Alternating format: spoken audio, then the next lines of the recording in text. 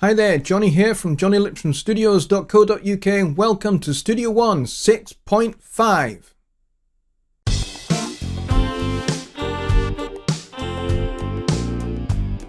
Alright, so let's take a look at some of the new features that have been added to the score editor.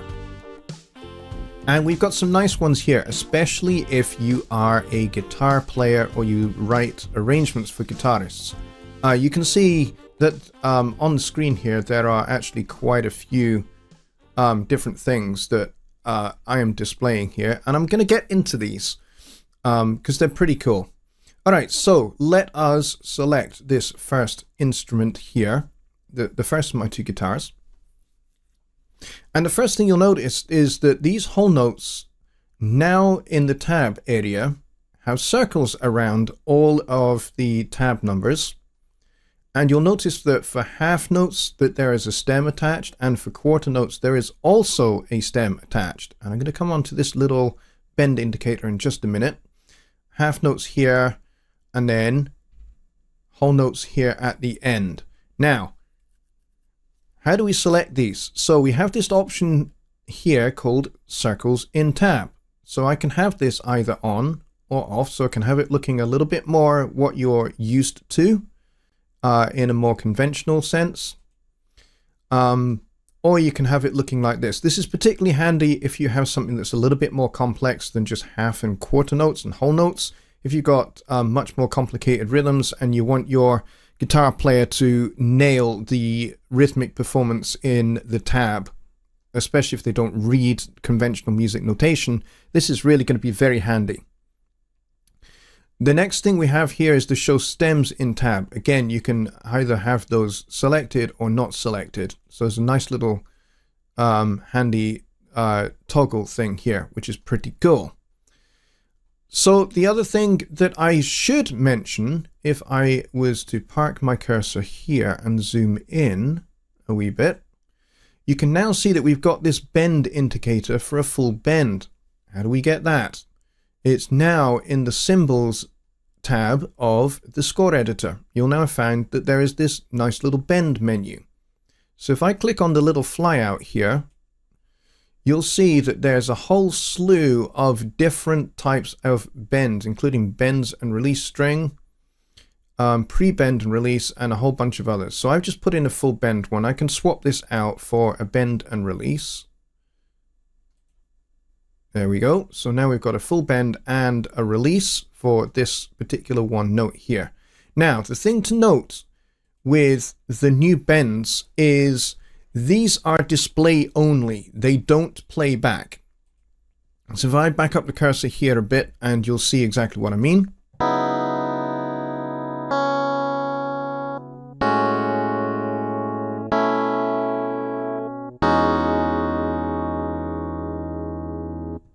Alright, so you notice there that this bend did not play back at all. So these bends are display only. So this is great if you are wanting to hand this off to a guitar player who should know exactly how to perform this full bend and release. Then you can do that. You can just print this out from here. Now, the other major thing that you'll notice is that we now have the chords from the chord track in the score editor. This is particularly cool. Again, if we go back over to the track menu here, there is this toggle option here, show chords. I can turn this off or I can turn this on. Notice how this is on a per instrument basis. So we have this top guitar part selected, and you'll notice that the chords disappear from that one, but not from the other part, which is below it. If I was to select that part, you'll notice that there are no circles and tabs or stems or anything like that. So I could check those ones there as well. And then I can uncheck the chords if I want to hide the chords. But this is particularly handy, especially if you're wanting to print out a guitar chart for a guitar player. It now prints with the chords from the chord track.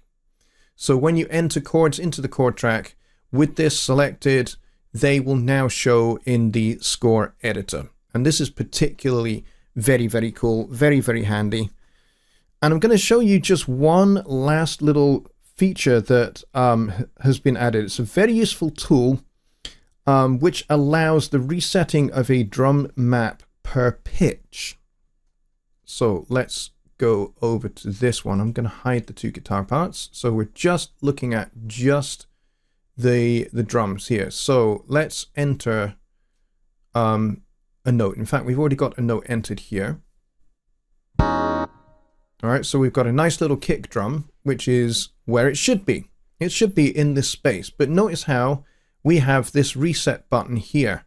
So what we can do is we can select this one particular note, and you'll see that it's in the space here. And if I hit this reset button, what will happen now is it will reset to a different pitch, which means you can, instead of having to reload the drum map in order to fix, misaligned bass drum notes or snare drum notes in the score editor, you can just select this note here and you can hit reset if they are in the wrong place. So this is a nice handy little button, nice handy little feature that was added to the score editor. So that about rounds up all the score editor features that have been added here in Studio One 6.5. Okay, on over to the project page now, where we have the probably #1 requested feature for the project page, which is ARA plugins now available in the project page. Mastering engineers are going to be very, very happy about this. But basically, it's just as with the song page, now it is with the project page. It's as simple as that. You go to the effects tab, you open the event editors here, and you'll see I have Melodyne. But if you have other ARA enabled plugins, such as Spectral Layers and a few other plugins like that, you can now drag and drop those straight onto the insert bay of a particular track or the master bay here, or directly onto one of these audio events, and you can use your plugins in ARA mode to affect the tracks that you have in your project. This is very, very exciting. A lot of mastering engineers that I know have been asking for this for quite a long time, and I've kept on saying, yeah, I agree, it's very, very important, and now here it is. So mastering engineers, this one is for you. And I'm sure it's going to make you very, very happy to see this in Studio One 6.5.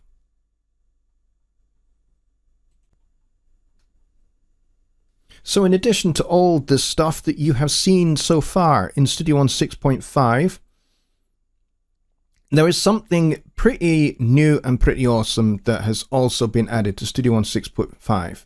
And that is a brand new open exchange format designed to let users share sessions across multiple DAWs.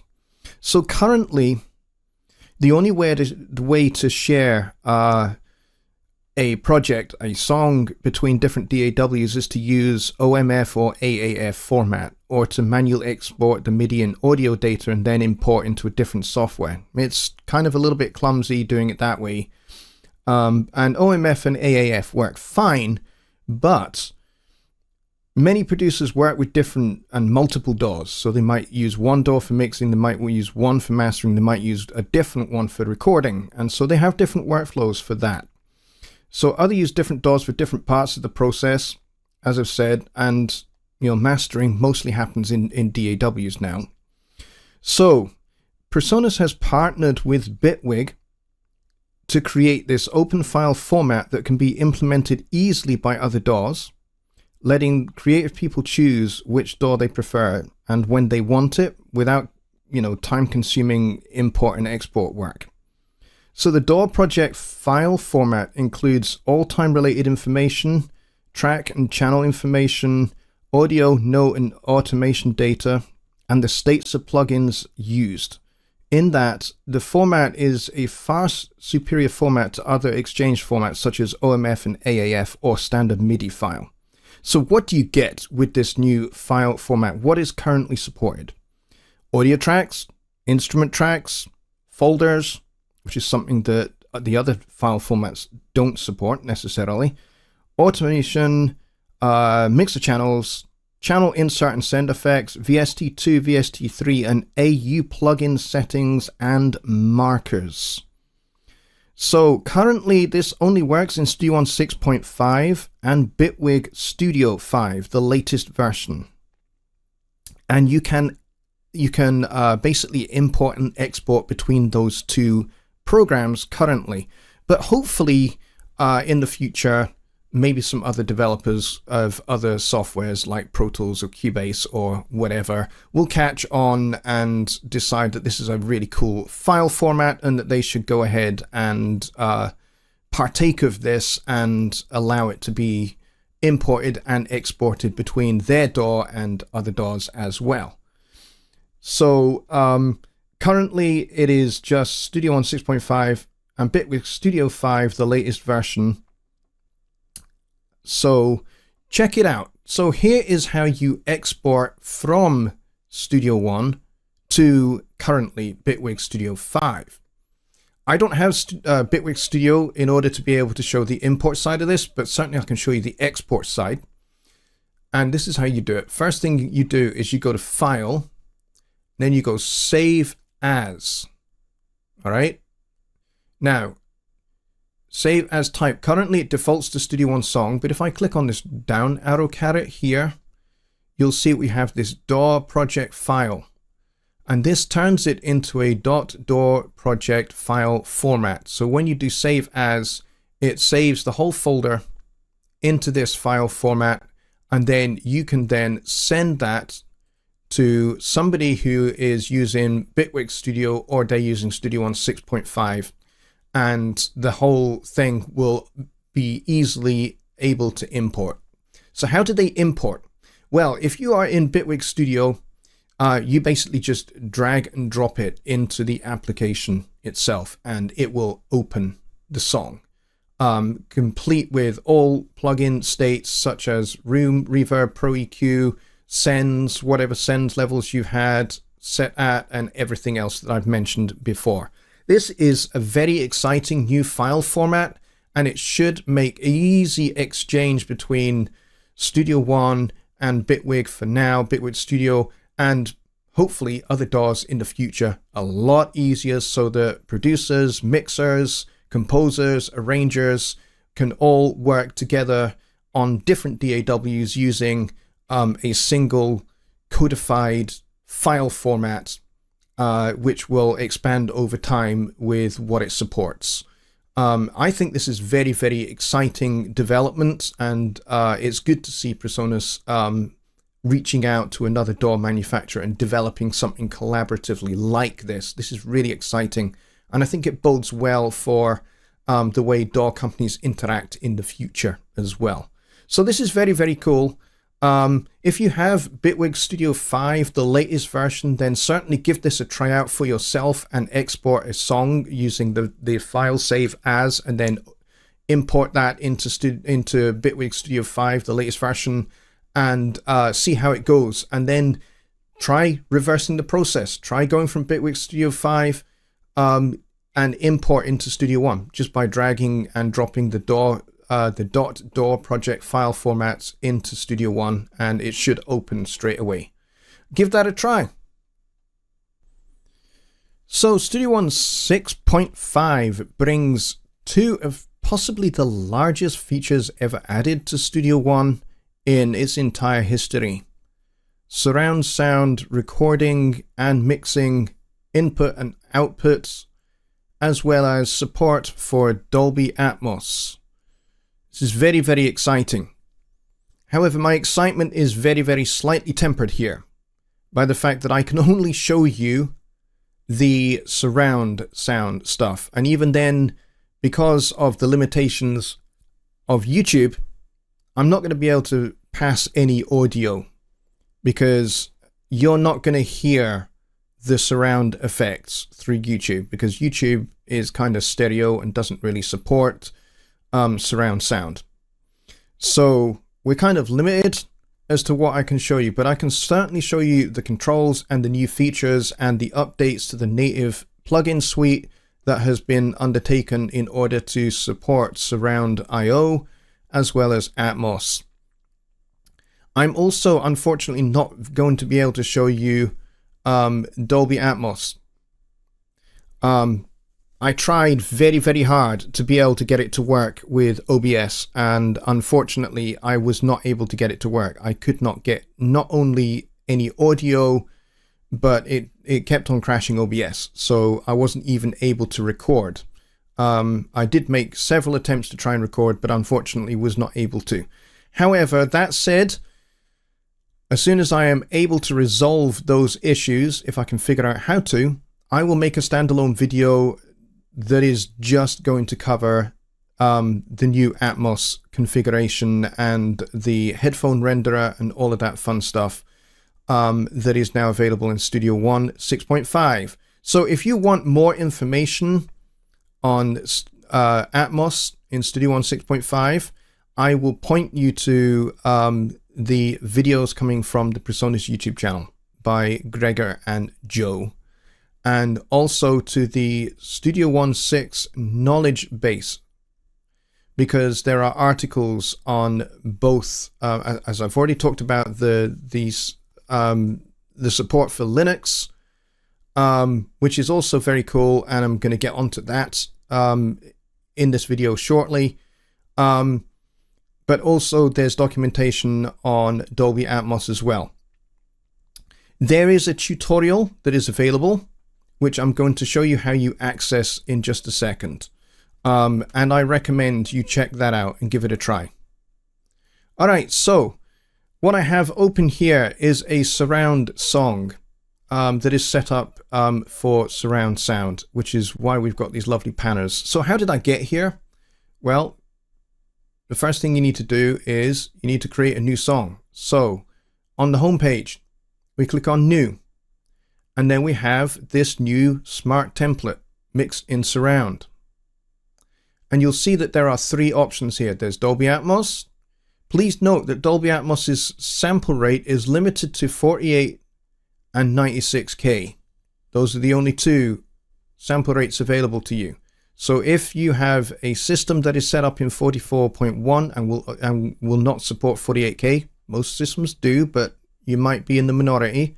And if you are, then Dolby Atmos is not going to work for you. Likewise, if you cannot go up to 96K, then you're not going to be able to create a song in Atmos either. So most interfaces will support 48K. So if you've got a system set up that supports 48K, then this will work for you. You will find here that there are a couple of options you need to select. The bed format, and this runs from stereo up to 7.1.2. And the monitoring format, so that's what you're listening on. And again, you've got from stereo, but this time it goes up to 9.1.6, and these are speaker configurations for monitoring. And so you can create a new document with Dolby Atmos configuration using this. Let's check out the surround option here. Create a new document with basic surround configuration. So you can change the output setting from stereo up to 9.1.6, but notice there are more sample rates that you can choose from. You got 44.1 all the way up to 192. So a broader range of interfaces are going to be able to cover these sample rates, including those that have maybe older interfaces that work best at 44.1.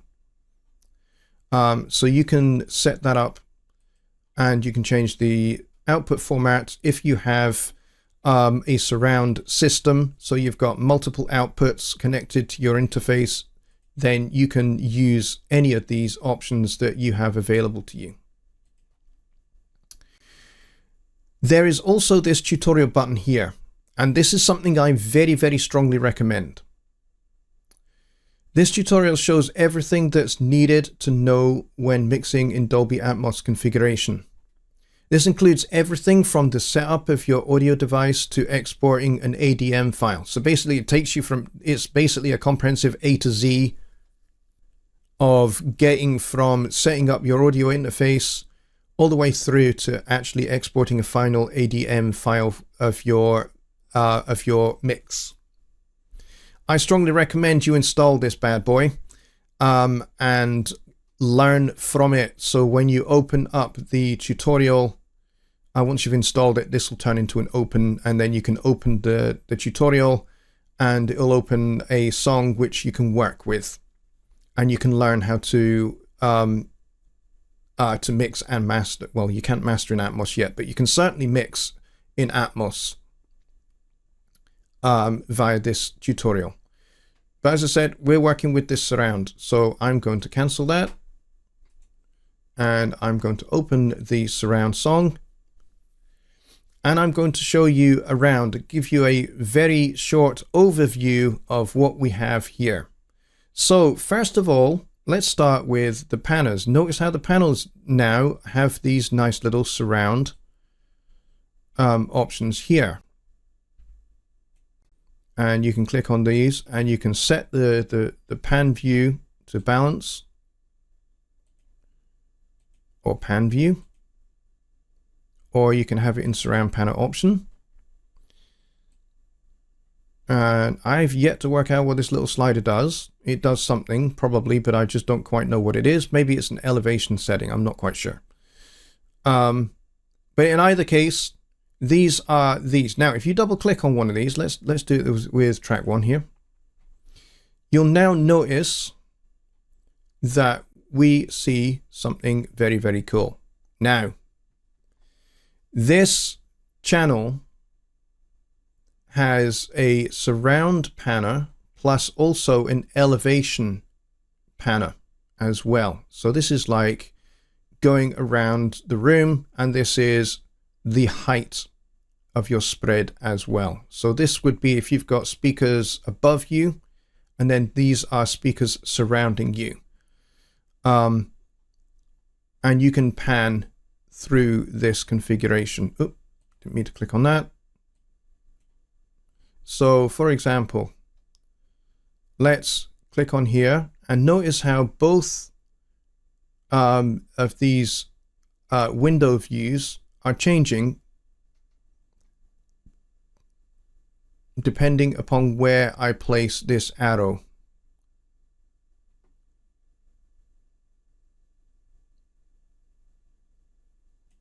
And that's pretty cool. And you can change the center level, and you can change this LFE level as well. So you can view this in pan mode or in balance. And notice how the this elevation one has gone and has been replaced with just this one. And again, you can kind of move things around. You can move like a particular object from one spot to another, depending upon where you want it to be. All right, so this is pretty cool. All right, so let's get on to some of these plugins that have been changed and updated to support surround and Atmos. So let's first of all take a look at the phaser.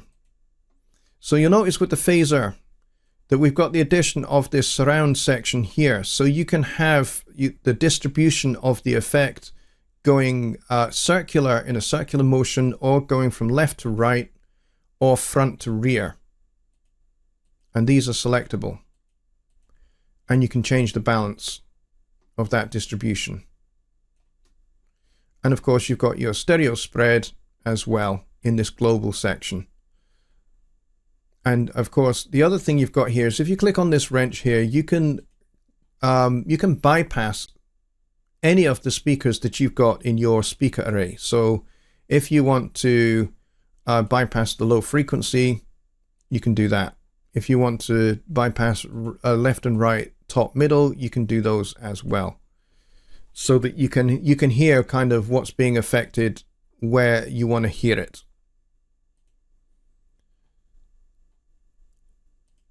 And then we've got the Pro EQ, again, same deal. You can bypass any of the speakers in your 712 array.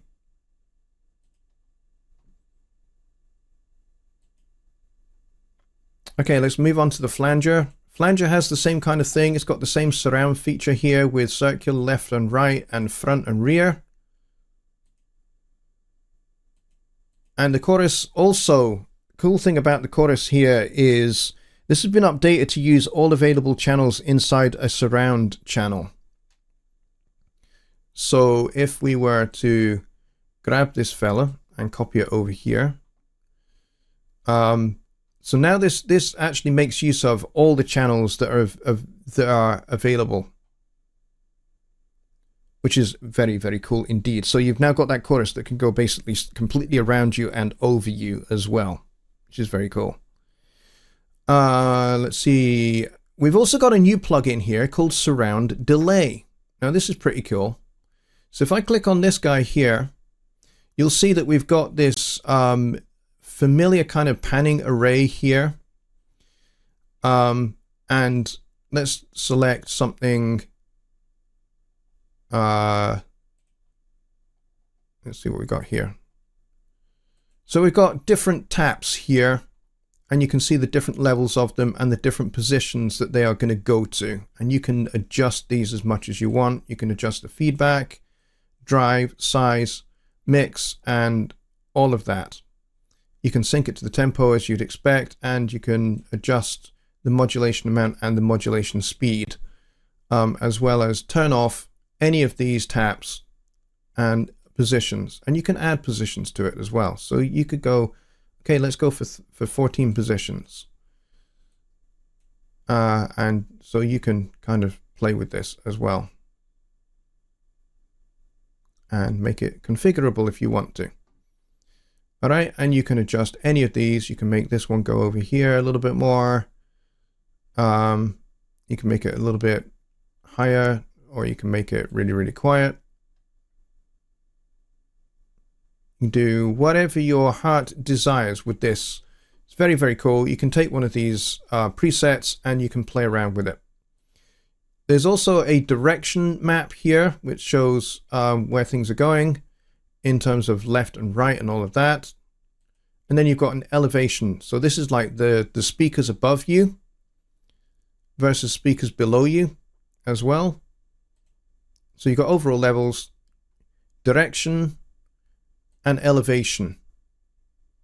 And you can adjust all of these. So you've got this direction here of 69.8 degrees for tap 7.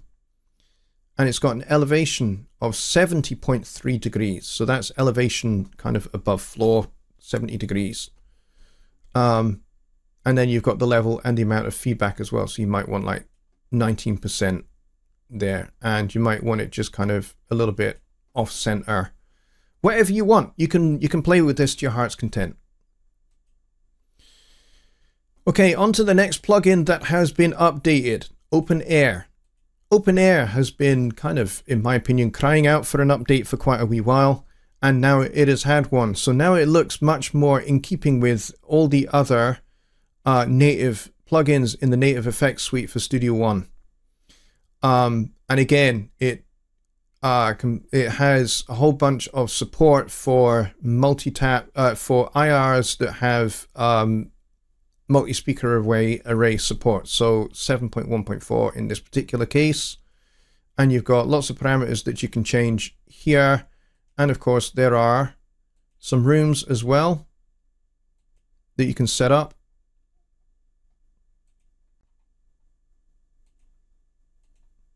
However you might want to set them up. And of course, you can adjust them as much as you want. You can change the size. And you can change the asymmetry between left and right. And you've got fade out, and you've got crossover, and you've got fade in. You've got all of that. And then you've got an IR mixer as well. And you've got an LFE mode that you can enable, and you've got the log time as well as the log level. And you've got an EQ as well. So you can EQ the reverb nice and neatly as well. And then these are, if you've got any IRs and things like that, you can drop them in here. So you can click on this, and if you've got oh, you can put like pictures and things in here. Okay, that's cool. Didn't realize you could put pictures and things in here. That's very awesome. So this is Big Jazz Scene. I could maybe put in a picture of a jazz club in here if I had one to hand, because I might have known that you could do this, but I didn't. This is a surprise to me. This is very cool. I like this. So you can put a picture that corresponds to your IR that you have for open air. So this is very, very awesome. I hope that they bring this to other reverbs, like Room Reverb maybe. That might be quite cool. All right, so that's that.